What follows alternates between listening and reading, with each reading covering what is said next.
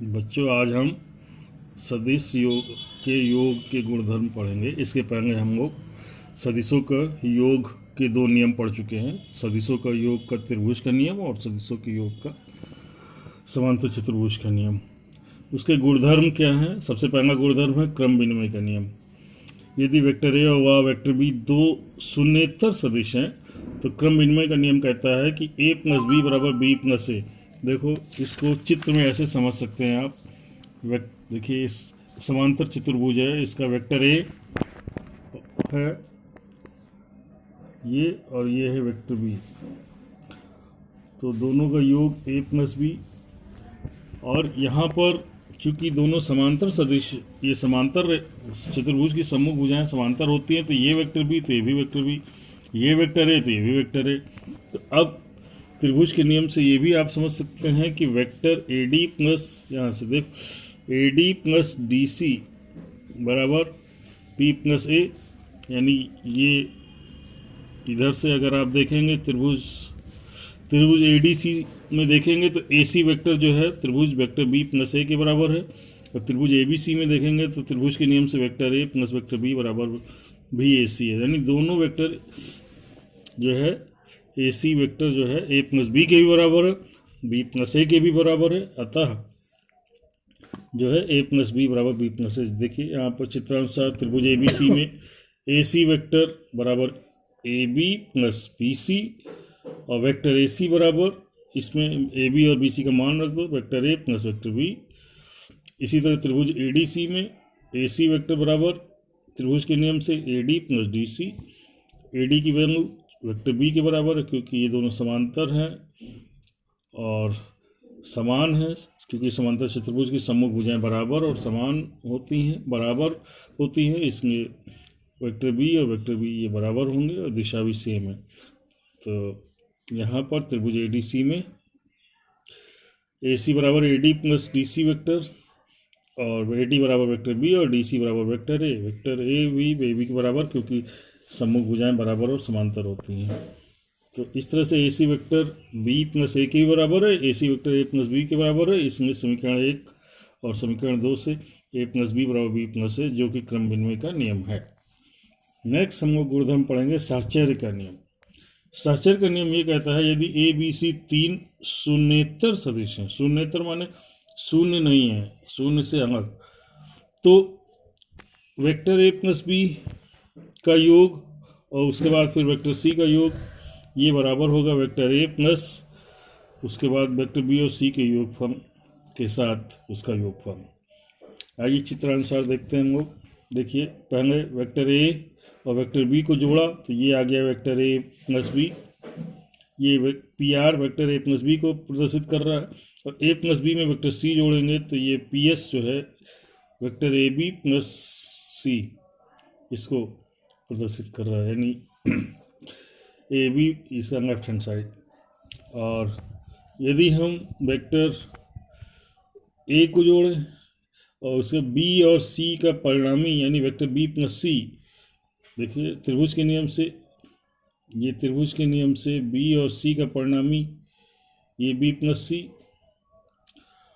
इसको भी नामकरण अगर कर दें पी क्यू आर एस, तो यहाँ पर देखो वेक्टर ए बी और सी का सम जो है बी प्लस सी है, और वेक्टर ए और वेक्टर बी प्लस सी का सम करेंगे तो त्रिभुज के नियम से ये होगा P Q plus Q S बराबर P S, that is a vector A plus vector B plus C बराबर ए प्लस कोष्टक में वेक्टर बी प्लस सी, यानी कि ये वही वेक्टर पी एस है।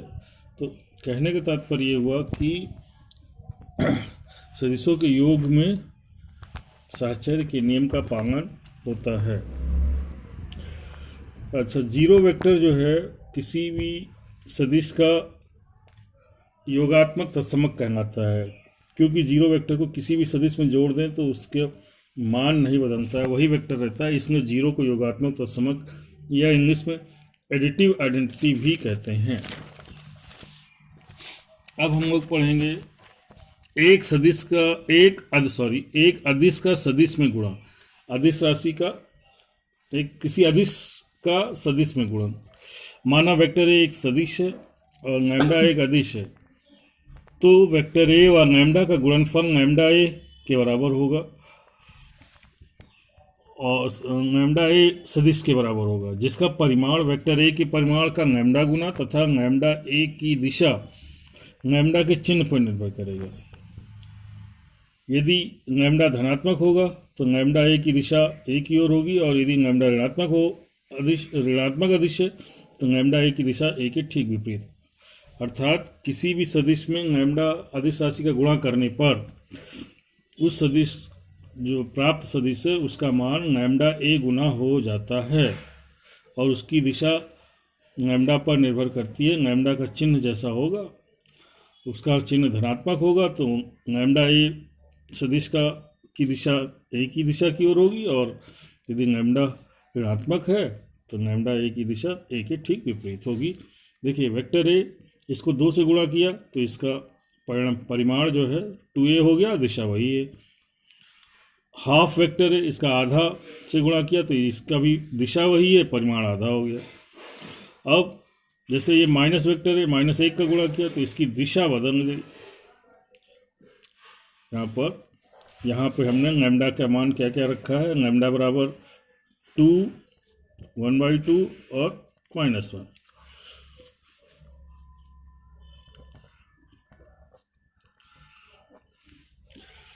अब देखिए किसी भी सदिश को उसके माइनस वेक्टर के साथ, ऋणात्मक वेक्टर के साथ जोड़ा जाए, जैसे वेक्टर ए और माइनस वेक्टर ए, तो उसका जो सम आएगा वो शून्य वेक्टर आएगा, एडिटिव।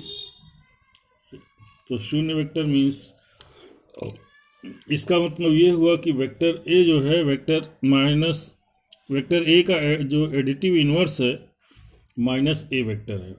एडिटिव इन्वर्स माने योगात्मक प्रतिलोम। किसी भी सदिश का योग, कोई भी सदिश यदि ए है तो ए का योगात्मक प्रतिलोम -a सदिश होगा। यानी किसी भी सदिश का योगात्मक प्रतिलोम निकालना है तो उसमें माइनस चिन्ह आगे लगा दीजिए, तो उस सदिश का योगात्मक प्रतिलोम निकल आता है। आगे हम लोग किसी सदिश के घटक पढ़ेंगे।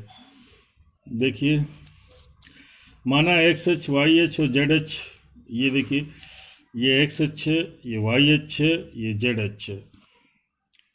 XH पर एक कोई बिंदु 1,0,0, YH पर 0, 1, 0 और ZH पर 0, 0, 1 कोई बिंदु है, जो कि X, Y और ZH के अनुदिश बिंदु हैं क्रमशः।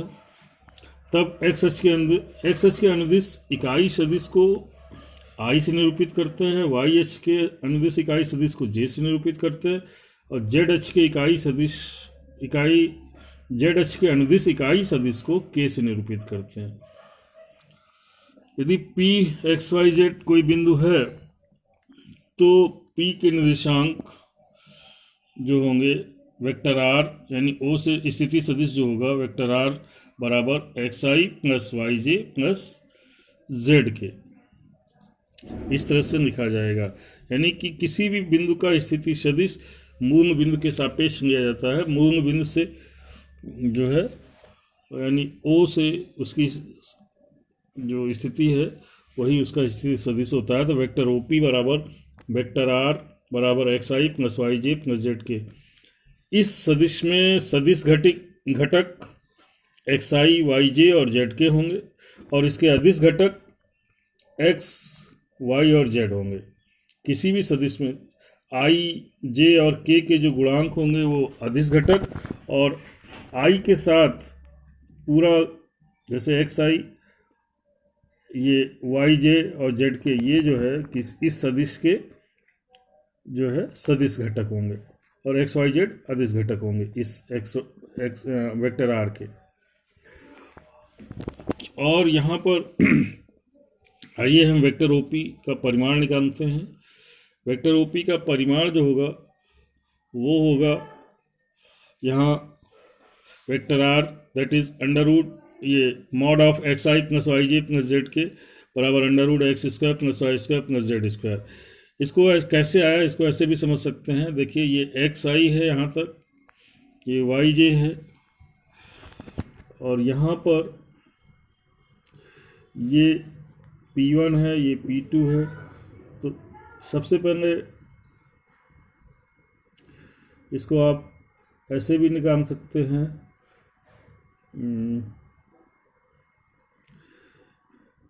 ये x, इसका परिमाण x, और ये y, और ये जो वैल्यू आएगी under root, that is under root X square plus Y square, और ये आपका z है इस समकोण त्रिभुज में। समकोण त्रिभुज ये 90 डिग्री है इस समकोण त्रिभुज OQP1 में। तो यहाँ से ये वाई जे है, तो इसको भी वाई जे ही मान सकते हैं। तो ये x इसका परिमाण, ये y, और ये चूँकि समकोण त्रिभुज है, ये समकोण त्रिभुज में इस विकर्ण की लंबाई जो होगी, ये पूरा आयत है, आयत या वर्ग है। तो इसका वर्ग यानी कि OQ का वर्ग प्लस QP का वर्ग बराबर OP1 का वर्ग, या OP1 बराबर under root X square plus Y square. और फिर यहाँ पर अब ये समकोण त्रिभुज बनेगा, ये 90 होगा, और इस 90 में यानी OP1 का वर्ग प्लस P1P का वर्ग बराबर OP का वर्ग। तो that is Z square X square plus Y square plus Z square बराबर OP स्क्वायर, या OP बराबर under root X square plus Y square plus Z square. यदि vector AI plus A1I plus A2J plus A3 के एक vector है, दूसरा सदिश है B1I plus B2J plus B3 के, तो दोनों को जोड़ना है। तो दोनों को कैसे जोड़ेंगे? दोनों vector A plus B, A1I plus A2J plus A3 के, B1I plus B2J plus B3 के, I को I के साथ जोड़ेंगे, J को J के साथ, K को K के साथ। देखिए A1I plus B1I, A2J plus B2J, A3 के प्लस B3 के, और फिर I को कॉमन निकाल के A1 प्लस B1, J को कॉमन निकाल के A2 प्लस B2, K को कॉमन निकाल के A3 प्लस B3। इसी तरह जब घटाएंगे तो I वाले पदों को एक साथ करके घटा देंगे, तो इसका मान ये आएगा vector A minus vector B बराबर I A1 minus B1 J A2 minus B2 plus के A3 माइनस B3। यदि किसी अदिश लैम्डा का किसी सदिश में गुणा करते हैं तो देखिए क्या होता है। लैम्डा A बराबर lambda A1 I plus lambda A2J plus lambda A3 के। एक जैसे K times vector A plus M times vector A है, तो यहाँ वेक्टर A कॉमन निकाल करके इसको ऐसे भी लिख सकते हैं K plus M vector A, या K M वेक्टर A है तो Km, ये दोनों अदिश राशि हो गई, बराबर Km times vector A। K times vector A plus vector B बराबर इसका K का वितरण के नियम से गुणा कर सकते हैं, KA प्लस KB।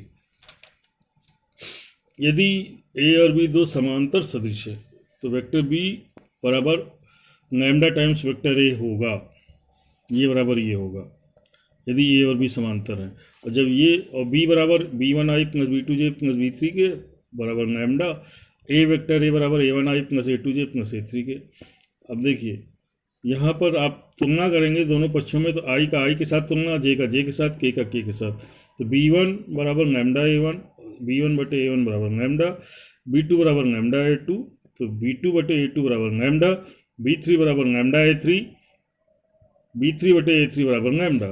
तो B1 अब देखिए सब लैम्डा के बराबर है, इसलिए हम क्या कह सकते हैं, B1 बटे A1 बराबर B2 बटे A2 बराबर B3 बटे A3। अर्थात ये जो है, यदि दो सदिश वेक्टर A व वेक्टर B समांतर हैं, दो सदिश वेक्टर B समांतर हैं,